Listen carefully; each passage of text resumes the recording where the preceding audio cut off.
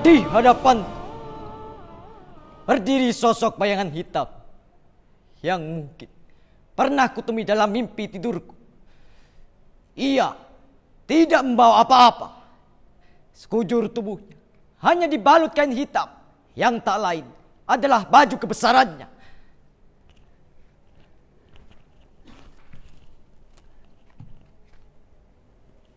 Bukan hanya satu,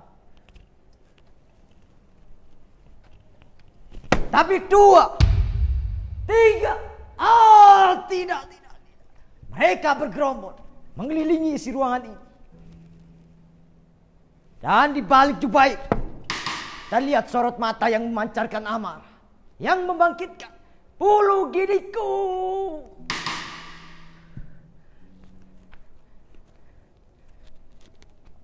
Beberapa hari yang lalu, mereka datang dengan wajah biasa dan hanya berjalan menyusuri sisi-sisi akuarium itu dengan cara yang begitu aneh. Cara yang tak semestinya orang lain lakukan pada umumnya. Bahkan dengan lantang ia menyuarakan,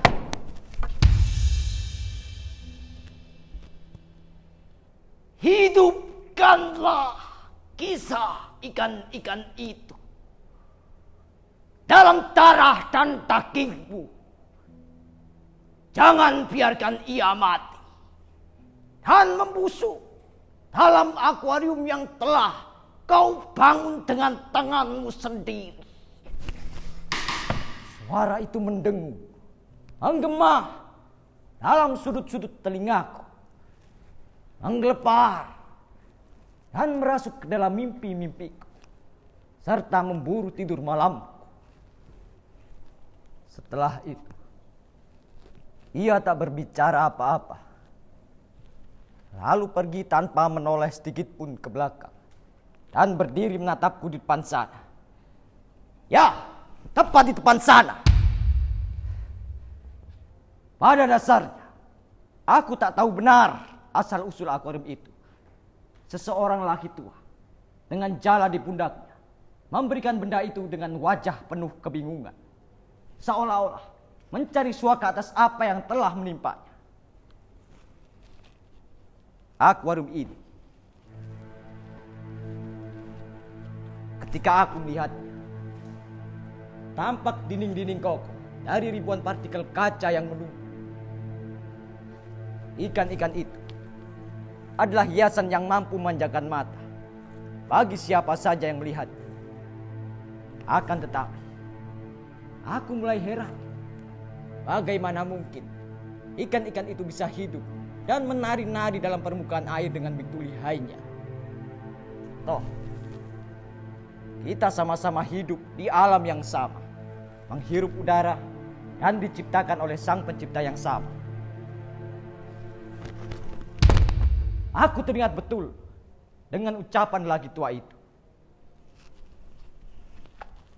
Ikan-ikan memiliki sejarah panjang sebelum manusia diciptakan.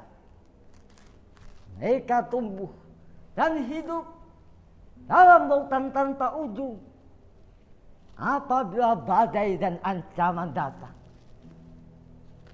Sebagian dari mereka berenang mencari tempat perlindungan. Sebagian lagi menggunakan instingnya untuk bertahan.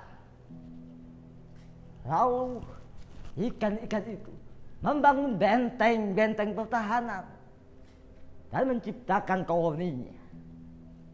Mereka hidup dari sisa-sisa oksigen yang dihempaskan ke dasar lautan.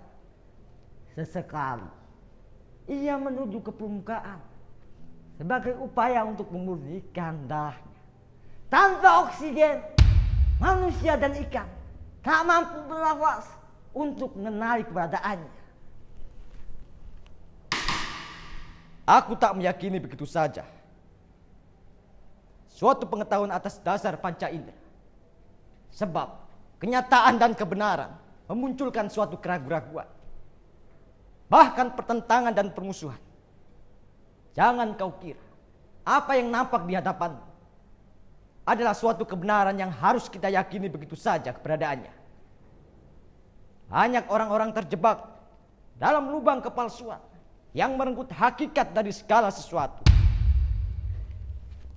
Hidup yang aku jalani adalah suatu kebenaran yang berdasarkan kenyataan atau hanya sekedar mimpi. Apakah ini suatu kebenaran yang murni ataukah yang asli? Keduanya terlalu samar untuk diuraikan.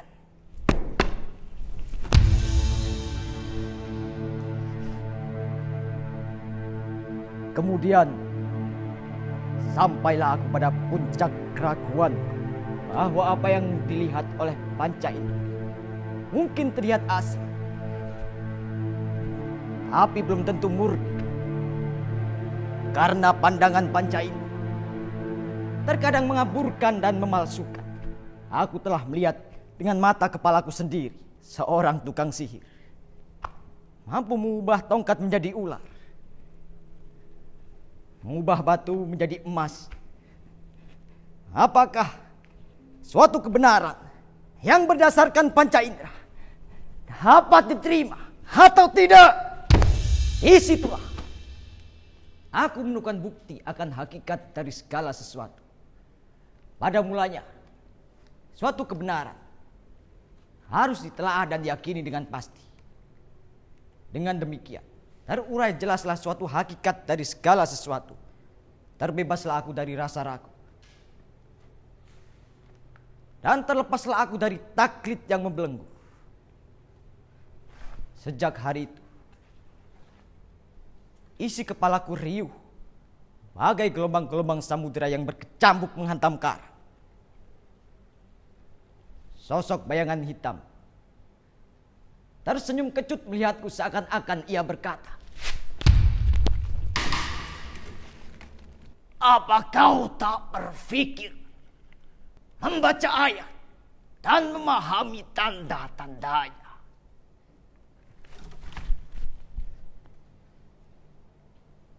Aku melihat diriku tenggelam dalam samudera pengetahuan. Ilmu yang telah kuperoleh hanya setetes buih dalam lautan, tidak lebih dan tidak cukup, bahkan kurang. Aku tahu karena aku memiliki otak. Namun dalam tempurung otak terbatasi oleh dinding yang belum tersingkap maknanya. Seperti ikan dalam akuarium itu yang terbatasi kehidupannya.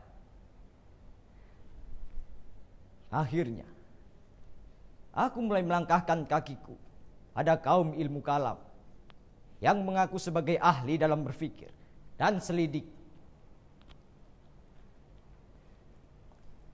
Aku memasuki golongannya, menyingkap ruang gelap dan tabir kegelisahanku. Ruangan itu dipenuhi sesak para pencari kebenaran. Mereka beradu argumen satu sama lain tentang kesunahan dan ketuhanan. Aku menisik jauh di sana. Mata-mata yang bengis menyiratkan amarah, duka dan kesenangan. Tiba-tiba terdengar suara. Cukup! Bagaimana mungkin seorang cabang bayi mati dalam keadaan kafir dan masuk neraka? Mereka terlahir dengan fitrah suci. Orang tuanya lah yang menjadikannya Nasrani, Yahudi, mungkin Islam. Bukankah tidak salah? Surga didapat dengan ketakwaan. Andai kata si cabang bayi menggugat, Tuhan akan berkata, di masa depanmu kau akan banyak menimbulkan kerusakan. Si cabang bayi pun akan berkata, jika Tuhan dapat melihat masa depanku, sebagaimana dapat mengetahui masa depan keluargaku, mengapa Tuhan tak menjagaku dalam kehidupan? Orang-orang saling berhadapan satu sama lain, seakan saling bertanya dalam hati mereka. Kebingungan mulai menyergap isi tempurung kepala mereka. Dan sampailah aku pada suatu pemahaman. Aliran ini mampu menelisik ruang substansi dan aksiden dengan tujuan mempertahankan jalan akidah dan as-sunnah. Namun, saat mereka tampil di hadapan banyak orang, mereka tampil dan menyerang argumen satu sama lain. Aku khawatir jika ada orang awam mendengar tanpa menelusuri jejak sejarah keilmuan ini, akan memunculkan kaum-kaum radikal. Lihatlah dengan seksama di negeri ini. Banyak orang-orang yang memiliki faham-faham yang demikian. Orang-orang tersebut mempropagandakan suatu kebenaran dengan mengatasnamakan agama. Mereka kerap sekali mengancam siapa saja yang menghalanginya dan memusnahkan orang-orang yang dianggap kafir. Mereka bersembunyi dalam jubah agama dengan alasan membela Tuhan. Bagaimana jika kebenaran yang mereka yakini mampu diluluh lantakan dengan kebenaran lain? Aku curiga ada urusan politik di dalamnya, antara agama dan negara, antara ideologi dan doktrin tertentu.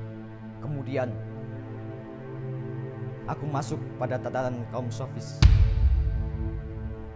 sebagai jalan penempuh kebenaran. Mereka mengaku telah menempuh jalan kebijaksanaan dan kebenaran. Pada saat itu, orang-orang kota berpikir bahwa kaum sofis memiliki kemampuan yang menyesatkan, bahkan dianggap gila. Aku tak mempercaya begitu saja. Setiap orang hanya dapat berkata, belum tentu dapat membuktikan atau menafsirkannya. Sehingga aku mempelajarinya.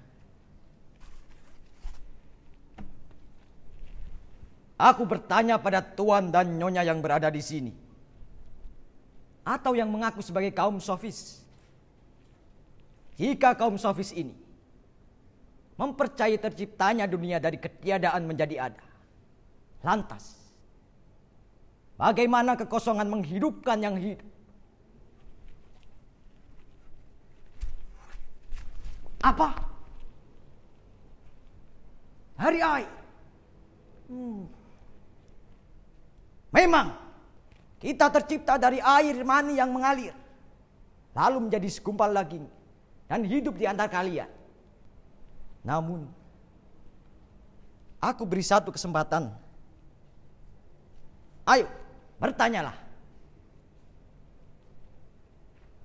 Apa? Dari kehendak tak terbatas. Bisa jadi. Coba kau uraikan secara jelas. Bagaimana kehendak tak terbatas itu dapat menghidupkan segala sesuatu. Aku yakin terdapat kekeliruan dari pemahaman ini. Coba kau renungkan sedikit lagi. Antara api, air, udara dan tanah menjadi suatu kehidupan. Lantas, siapa yang menciptakan keempat elemen tersebut? Aku teringat dengan seorang filsuf yang mati karena membela kebenarannya sendiri.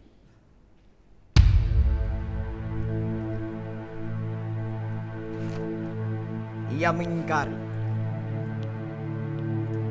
akan dewa-dewanya, lalu mati mengenaskan dengan minum racun. Setelah itu, pencarian sang pencipta mulai berkembang. Ada yang telah menemukan, tapi tak meyakini. Ada yang telah menemukan dan mengaku dan mengingkari. Coba kita bereksperimen sebentar. Lihatlah ikan dalam akuarium ini.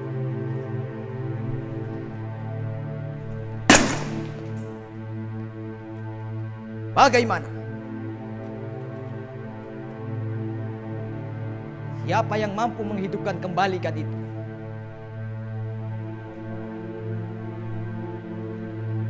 Tak ada satupun yang mampu menjawab. Tak juga aku, ataupun engkau, mampu menghidupkan tulang-tulang ikan itu. Kecuali ikan-ikan itu bersaksi atas zat Sang Pencipta.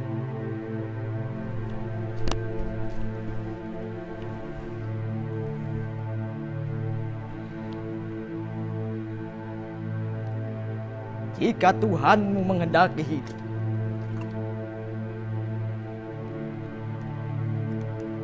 maka hiduplah. Tidak juga aku, ataupun engkau, mampu menghidupkan ikan-ikan itu kembali. Kecuali Tuhan membentuk ikan itu kembali.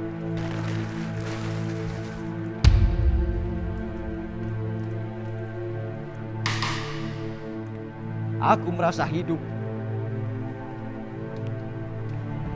pada bagian kaum sofis. Aku sadar ia tak menemukan apa yang ingin kucapai. Namun kaum ini telah mengajarkanku bangunan berpikir logis, komprehensif, dan membuktikan kebenaran secara empiris.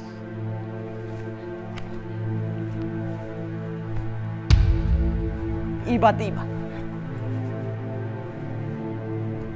bayangan ikan mati itu muncul dalam benak kepalaku, mengusik jalan pencarianku, memporak-porandakan isi kepalaku hingga berkeping-keping. Aku di bawahnya dan tenggelam dasar lautan paling dalam. Hanya kegelapan, kosong, tak ada tempat hidup. Sebab laut sudah muak akan kejahatan manusia yang telah disimpan dan disembunyikan di dasar lautan paling dalam. Andai kata Yunus bukanlah orang yang terjaga dan beriman, maka telah lenyaplah ia di muka bumi ini. Aku bermunajat, berzikir tentang segala kejadian yang telah aku terima.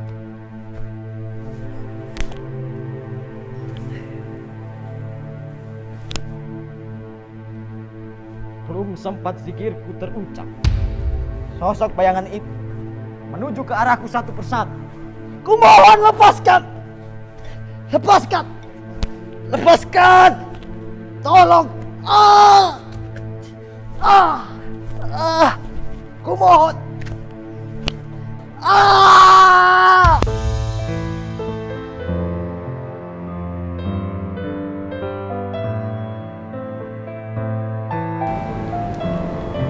Engkau boleh berharap apa yang ada di dunia ini, namun jangan kau terjerumus di dalamnya.